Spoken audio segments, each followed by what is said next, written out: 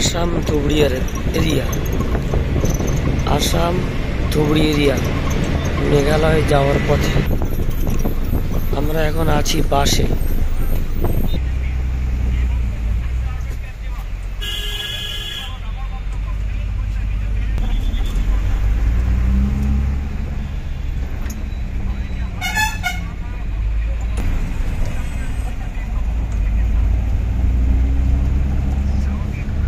রেলপথ,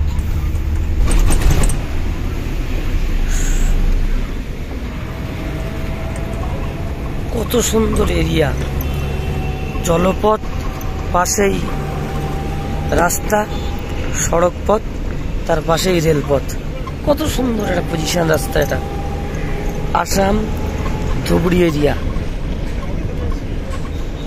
মেঘালয় রোড।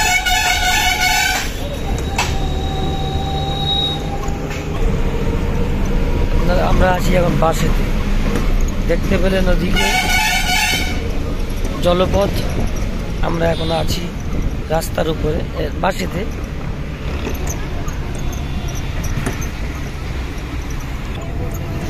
দেখতে পাচ্ছেন, আপনাদেরকে আগে দেখালাম রেলপথ। এই আমরা এখন আছি বাসে, পাশে আবার জলপথ একই সঙ্গে। কত সুন্দর এরিয়া।